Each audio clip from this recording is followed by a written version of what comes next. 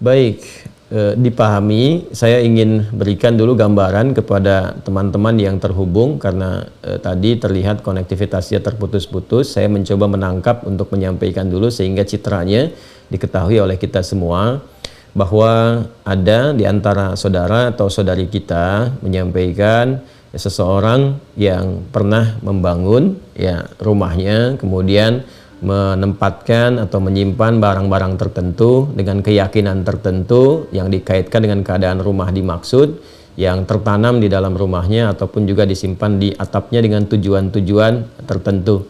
Dan bersyukur kepada Allah, alhamdulillah yang bersangkutan sudah mengenal lebih baik tuntunan-tuntunan dalam syariat, sudah berhijrah kepada nilai-nilai kebaikan dan ingin berkonsultasi bagaimana dengan status benda-benda dimaksud.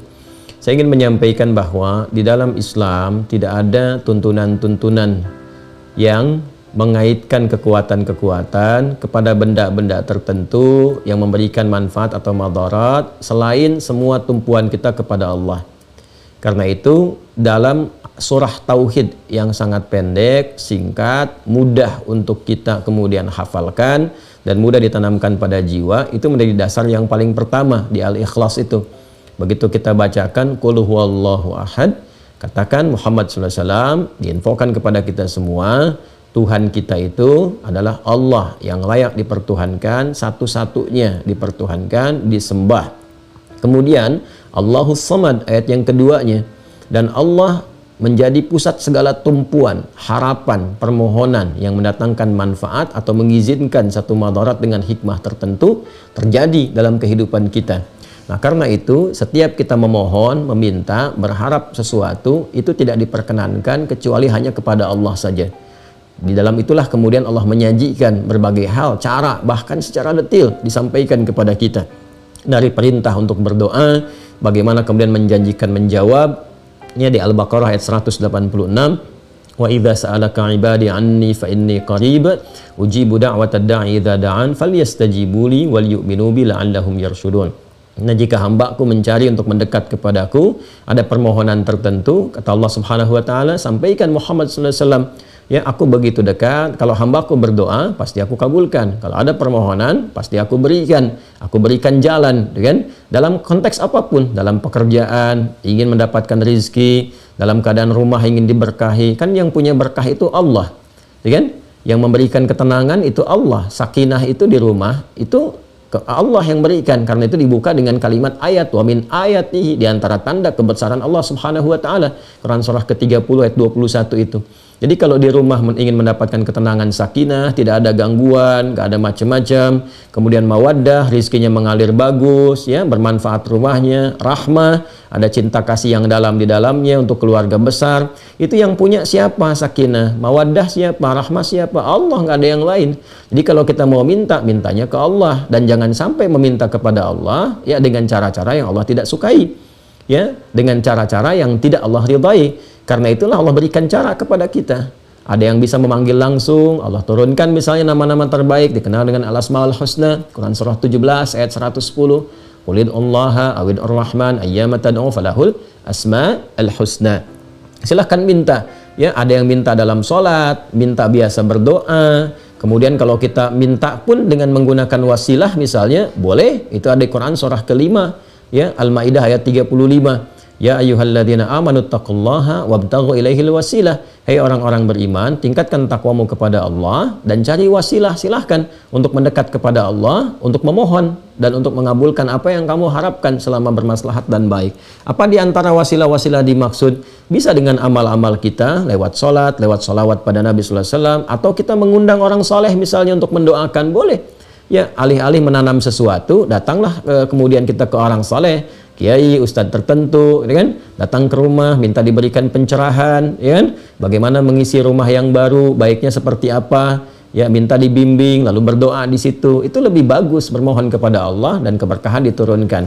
Adapun menyimpan hal-hal tertentu, baik yang ditanam, sifatnya di bawah rumah, disimpan di atas rumah, atau di dalam rumah, benda-benda tertentu, itu termasuk hal yang sangat berbahaya bagi akidah. Harus kita tepikan karena langsung bertentangan dengan dua hal sekaligus, Ya, yang pertama adalah sifat yang melekat ya pada zat Allah Subhanahu wa taala yang disebut As-Samad tadi. Ya, segala yang bertentangan dengan sifat-sifat kemuliaan, nah, itu sudah terkait dari aspek akidah. Nah, resikonya nanti terjebak kepada syirik. Ya, lawan dari akidah itu kan penyakit terbesarnya syirik. Ya, kalau sudah syirik itu paling berbahaya, nanti berdampak kepada amal. Akhirnya apa yang dikerjakan di rumah itu dari sholat, kan? Kemudian ada baca Quran misalnya atau yang lainnya, sepanjang ada syiriknya itu nggak akan banyak berpengaruh, malah tertutup nanti ya dengan racun syirik itu. Seakan-akan tidak ada guna dari semua itu. Nah, karena itu alhamdulillah sekarang sudah menyadari bahwa itu keliru, tidak boleh dilakukan. Ingat ya, baik yang ditanam, disimpan di dalam rumah, di lemari kah atau macam-macam kah, atau di atap rumah sekalipun, nah maka kalau kita sudah bertobat dan sebagainya, buang semua itu. Ya, buang. Kalau masih bisa kita temukan, ya buang, kemudian jauhkan dari kita, kan? Kalau ada yang ditanam, kalau mampu kita dapatkan, ya kita ambil, kemudian buang, hancurkan dan sebagainya. Tapi kalaupun tidak memungkinkan, ya misalnya ditanam nih udah sama pondasi, kalau kita mau buka, gali lagi, bongkar lagi rumahnya, memberikan madarat yang lebih besar misalnya kepada aspek-aspek tertentu yang menyulitkan, maka tidak perlu dilakukan. Yang penting kita hilangkan keyakinannya. Sudah, hilangkan, jauhi, kemudian bertobat dari itu semua, tidak perlu diakses-akses, ingat-ingat lagi, tepikan seluruhnya, kembalikan kepada Allah. Karena saat menyimpan-nyimpan seperti itu, jin nanti ikut ke situ. Jin, ya ada jin yang menyertai kehidupan kita di dalam rumah, namanya dasim. Dasim itu setan rumah. Ya, jin pengganggu dari kalangan setan, ya setannya dari kalangan jin, sebutannya dasim. Nanti ada 9 jenis ya. Kemarin kan saya baru sebutkan setan yang menggoda wudhu walhan, setan menggoda orang sholat, itu kan khinzib. Nanti ada setan yang memang mengganggu di sekitaran rumah. Dia bisa menciptakan konflik antara suami istri. Itu di surah kedua Al-Baqarah di ayat yang ke-102. Bainal mar'i wa zaujih, antara suami dan istrinya, ya diberikan sifat-sifat buruk, dorongan macam-macam, kadang-kadang dikaitkan ke pekerjaan dan sebagainya. Dia bisa menciptakan ketidaktentraman di dalam kondisi rumah, seakan-akan nyaman padahal itu ada satu bara dalam sekam. Kadang-kadang masuk dalam mimpi, ngasih mimpi buruk, atau memberikan was-was ketika masuk ruangan tertentu dan sebagainya. Ya, lalu setelah itu ya mudah hadirkan sesajian, itu pekerjaan jin. Ya, sesajian di dalam rumah atau di luar rumah atau dengan melakukan tindakan tertentu, itu kemusyrikan yang parah nantinya. Karena itu cara untuk mengatasinya, kalau masih bisa diakses, buang sekalian. Ya, kalau tidak bisa diakses atau diakses menyulitkan sekali, sudah cukup hilangkan keyakinannya, bertobat kepada Allah, hilangkan keyakinannya, tingkatkan ibadah kepada Allah Subhanahu wa taala. Nanti dengan sendirinya jinnya akan meninggalkan.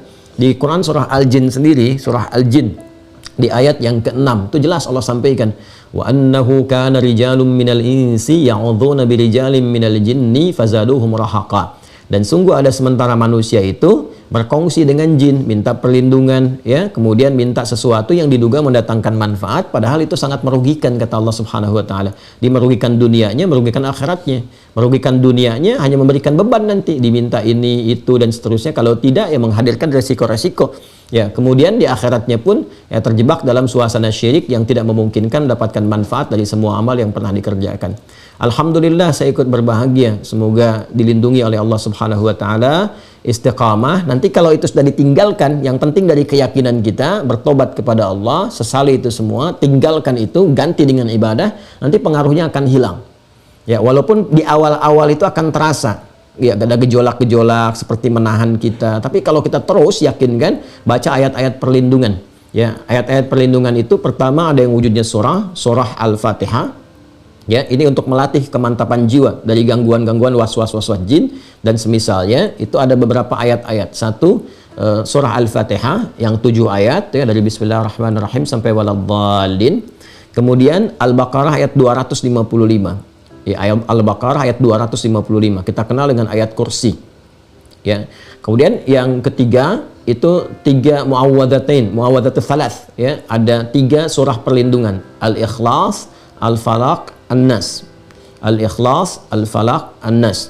Ini yang paling pokok. Yang paling pokok itu ada 3, ya. Al-Fatihah, kemudian ayat kursi, Al-Ikhlas, Al-Falaq, An-Nas. Kadang-kadang ada yang menambahkan dengan 5 ayat pertama surah Al-Baqarah dari Alif Lam Mim sampai wa ulaika humul muflihun, Lalu ditambahkan dengan penutupnya Al-Baqarah, la yukallifullahu nafsan illa wus'aha. Itu bagus juga kalau dikomplitkan sampai 5 bagian ini. Jadi kalau mau diurutkan sesuai dengan urutan tertibnya, Al-Fatihah 7 ayat, 5 ayat pertama dari surah Al-Baqarah sampai wa ulaika humul muflihun. Kemudian ayat 255 ayat kursi. Kemudian selanjutnya yang keempat, akhir ayat Al-Baqarah ayat 286.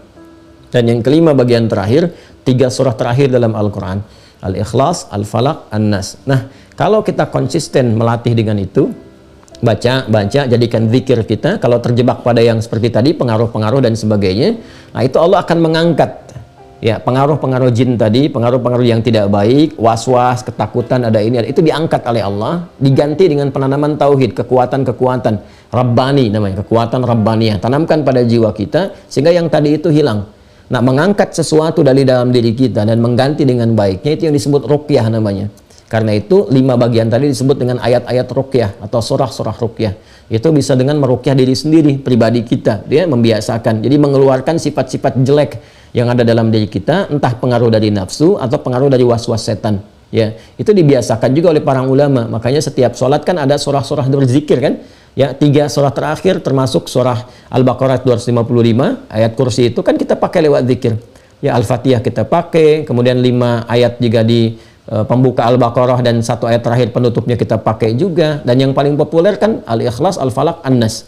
Ya, itu saya kira yang bisa dilakukan ya Bu. Kalau bisa diakses, ambil barangnya, buang, itu kan, hancurkan. Kalau nggak bisa sama sekali seperti ditanam, ya tidak harus melakukan tindakan yang beresiko lebih besar lagi, ya baik kepada finansialnya ataupun juga kesulitan untuk tinggal atau bahkan merombak, memberikan beban lebih. Cukup tinggalkan, sesali gitu kan, dan jauhkan, lalu mulai meruqyah diri kita sehingga terbebas dari pengaruh-pengaruh benda yang dimaksudkan. Tapi kalau masih bisa diakses, misalnya ditanamnya di sampingnya yang bisa digali dan sebagainya, buang, karena khawatir nanti ada perjanjian-perjanjian tertentu yang tidak diketahui mengikat pada barang itu, ya kan, yang bisa mempengaruhi kepada tubuh.